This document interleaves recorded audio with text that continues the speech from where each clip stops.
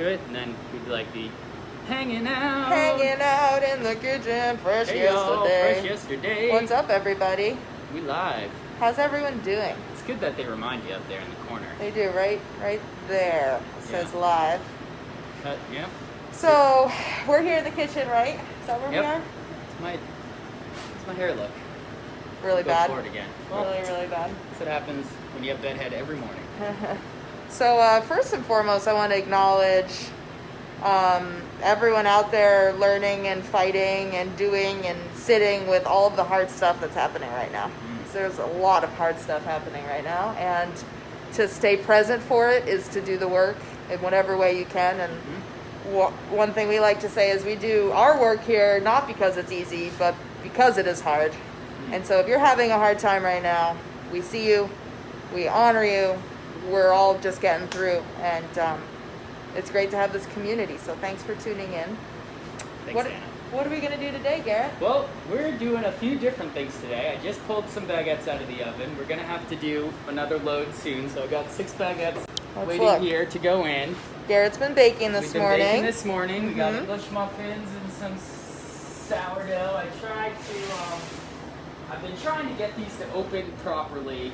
Remember when we tasted this bread a while ago? Yeah. That was one of the first ones we did.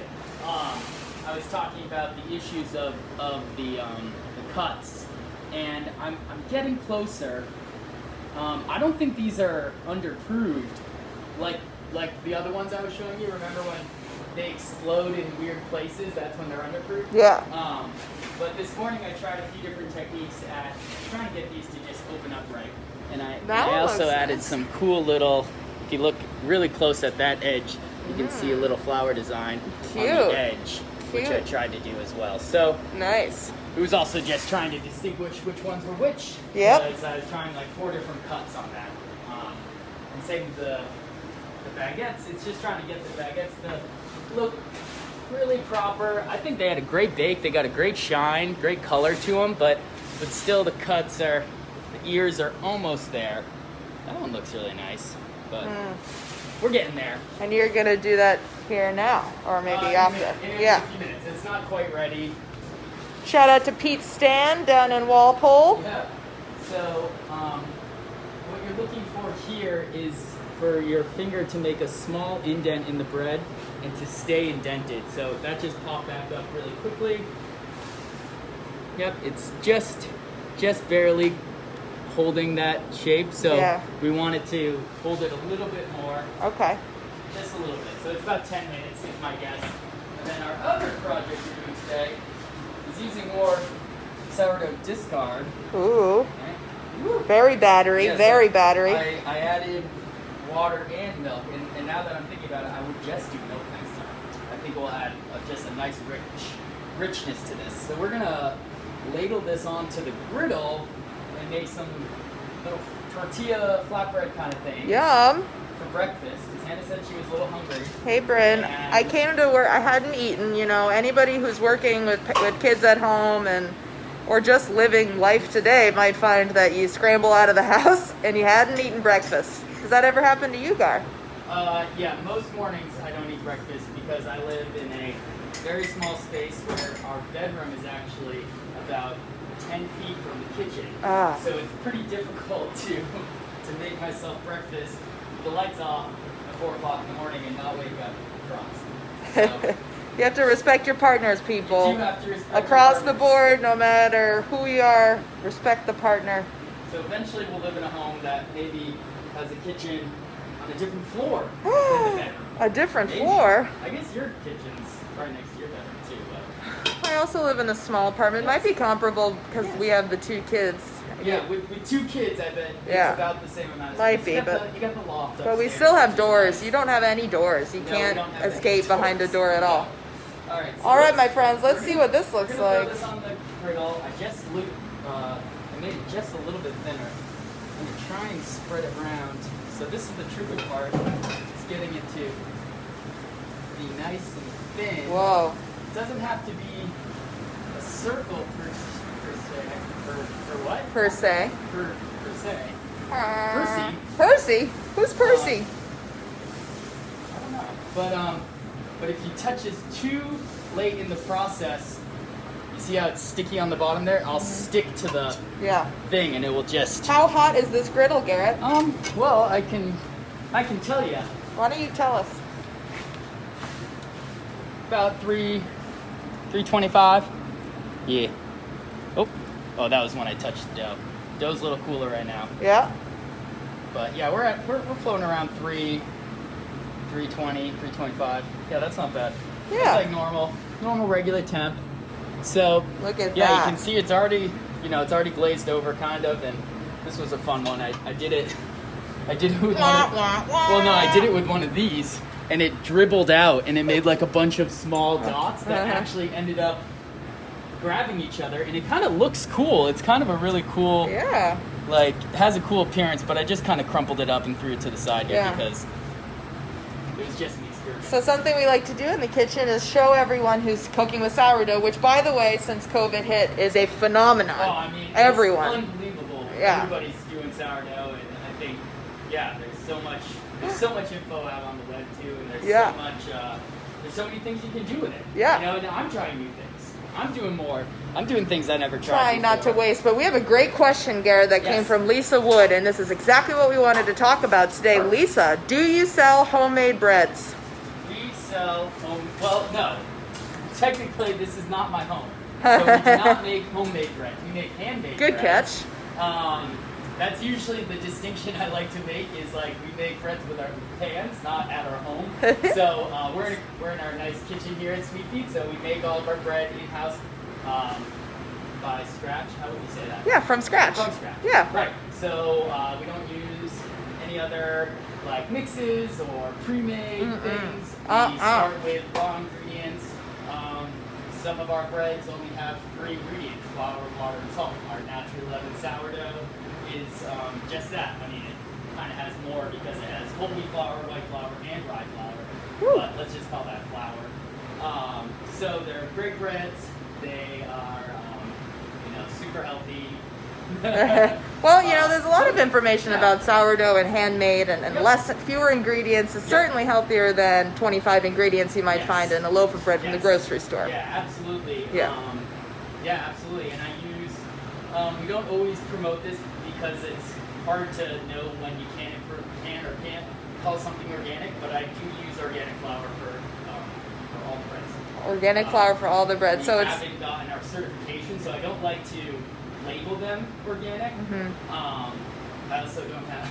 I think the salt and water are okay, but all the flour we use is organic here. Wow. Some of the grains are harder to get, some of the nuts and seeds are harder to get organic all the time.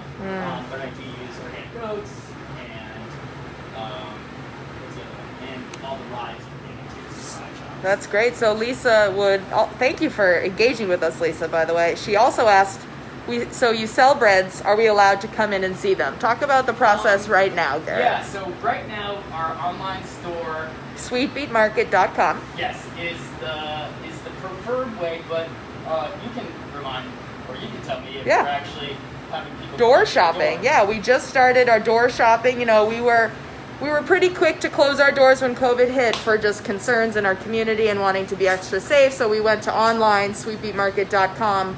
Under the fresh bread tab, you can see the fresh bread schedule, and you can see all of the offerings that Garrett makes fresh here in this kitchen each and every day that we're open. And you can also now come to Sweet Beet at 11 West Main Street and shop from the door, and we'll help you with an iPad, and a staff member will help you. We're not letting shoppers in the store quite yet. I think that is on the horizon, but for now, door shopping and online shopping is how we're operating. Yeah, and I have considered different ideas about how to display bread so you can see it. You know your flash is on, right? No. The light is like just pointing at me. There you go. Just want to make you sweat, Garrett. Yeah, it was bright light in my eye. Yeah, we could put the bread closer to the porch, maybe something that you can see from the porch or outside. A day like today is kind of crappy for for fresh bread to be outside. It's going to get really soft really quickly because of all the rain. Yeah. Well, let's take a look. We have some examples here. Yeah, Garrett does baguettes every day. Yep. Fresh baguettes every day on the store when we're open Wednesday through Sunday. English muffins. Yep. That's every other day. Yep. Classic for the cafe. Those are delicious. And then this is our semolina sourdough, which is a 50-50 white and semolina. So it's got this golden crumb inside, filled with more sesame seeds. So sesame-y. Yeah, the toast. So sesame-y. If you like sesames, this is the bread for you. I love this bread. It's been one of my favorite ones to make. Amazing. It's just so flavorful, and it's a naturally leavened sourdough with organic flour. Yeah, as well. incredible.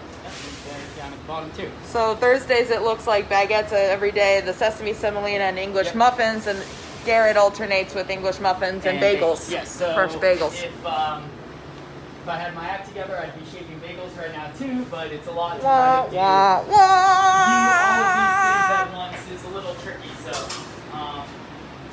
look how beautiful that is, and lacy. Look, it's thinner and thinner. So has that cooked longer than I would have expected? Because that was quite a while. Yeah, and it's just to get it brown. You know, I think you can look at some of the other ones I did that aren't as brown. I mean, this was the first one, but you should look how strong it is. Yeah. Right? Like to put a wrap in there, or to put an egg or like a breakfast burrito. Woo! Wrap this thing up. Wrap it in a little tin foil or something. Yummy. Or eat it right on the plate like that, filled with eggs and veggies. Maybe a little salsa, beans. Whoa, now you're talking. Actually, rancheros with this would be very good. Oh, yeah. But yeah, I could see just frying an egg up right here. Wrap, chill it. Look how lacy that is. That is almost crepe-like. I'm really digging this. So this is a sourdough flat crepe situation. And it's got nothing besides I thinned down my 1-to-1 mixture with a little bit of milk. And again, I think that's just going to give you that nice richness, a little bit of color, right? Because there's a little extra fat and proteins in the milk. I'm cooking with ghee today, or clarified butter, as they like to call it. Higher smoking point, so it can stand heat a lot better than butter. It works great on the griddle. It's basically like a frying oil on the butter, or on the griddle. On the butter. So but it's way more flavorful than, say, canola or a peanut oil or something. Sure. Peanut oil is pretty flavorful. Hey, Samantha. So let's try Thank you too, Lisa. Let's make another one of these, and we'll try and make it even thinner. Who's baking out there? Anybody started baking since COVID hit? Because it's a nationwide kind of rebirth of sourdough, and so what we're trying to do is show you guys what you can do with your sourdough discards after every week you have leftover sourdough. It can be all the time. You all can the time. These, I just poured off 100 grams, which is way more than most people need for their small batches. I'm going to feed that later to build that up to about 300, and then later tonight I'll feed it again. But really, you just need a teeny bit to start it back up. So I could have left 25 grams, but at the end of your baking process, you're always going to have, even in a small batch at home, I wouldn't be surprised if you got this much left over. Yeah. So we're making crepes. A couple weeks ago we made waffles. Yep. You can make pancakes. Fritters, kind of like veggie fritters that are a little bit thicker, more like savory pancakes. Oh, yummy! Throw in scallion pancakes. Scallion pancakes are, and really you should take you got your mask on, but you should try this because I'll be eating that. Look how much that's held that shape too. That's really cool. Look how thin that is. Crispy. Oh, I like that. And I hope all you home bakers too have learned something. I know we're Americans, so it's kind of funky to be talking about grams, but guess what? That's how baking is just way easier. That's what I've learned from Garrett is just let's work in grams, get yourself a kitchen scale, and it's just less confusing, if you have to think about pounds and ounces together, like 1 pound, 4 ounces. You lost me already. Yeah, that's just confusing because how many ounces are in a pound? Well, maybe you would start to learn that, but once you get into, 20 pounds of dough, having to deal with ounces is just a pain in the butt. Yeah. Right? I would much rather round everything to solid pounds and not have to think about many ounces. With the volume you do, but at home it's so tricky. And that's why looking at grams, if something is you know, the flour weight is 3,400 grams or something like that, I know that's X many kilos or 3.4 kilos. Right? Yeah. There's no work. And if you're doing like percentages of water to flour, like Right. you often do, Right. just having the same measurements. Right, and that's like, you're talking about a percentage-based system, which is also percent, right? We're talking. Whoa, percent. mind equals blowing. Yep. So that's you know, that's the same kind of idea when you're dealing with everything as out of 100. It really starts to come together quite nicely. Oh, Garrett, I gave you a little frame. Oh, you did? Got some rainbows and clouds and hearts and. You want to look at the proof? Want to try this one? Test Oh, look at that. Let's do the proof test. Look how What are you cute. Oh, Okay, right. So we want to press in pretty strongly, but look how quickly that bounced back, right? Like. yeah, it's a pretty immediate spring back. But that one's holding down a little.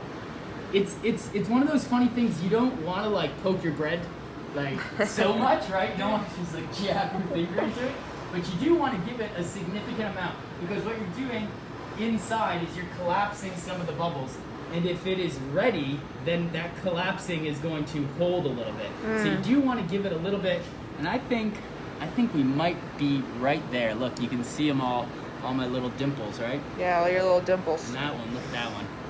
All right, let's load it because we're probably near the end of the video anyways. Yeah, we're nearing the end. The last cool. thing we'll do today, my friends. Thanks everybody for tuning in and asking questions. We love that. Hey Meg. So Garrett is going to score the baguettes. Is that correct? Yes, we're going to transfer them using this handy thing called the transfer peel. Transfer peel. Peel, I don't know why they call it a peel. I'm imagining because the bread peels off of it. Yeah, wasn't that like the pizza peel too? Right, like yeah, for they're pizza? all called, they're peels, and that's how you would transfer the bread into the oven. But this is a transfer peel, which transfers from one thing to another. You're transferring it. So, and this week I did kind of change my recipe for the baguettes as well. What? And I've added, the pre-ferment has gotten slightly larger, which just means I'm fermenting more of the flour overnight. I've also added, which requires you to add, not requires, but they suggested adding some malt because, well, when you pre-ferment the dough overnight, it loses a little bit of its vitality and some of the Enzymatic. thank you, enzymatic function. So the malt, Wow, that's a good band name.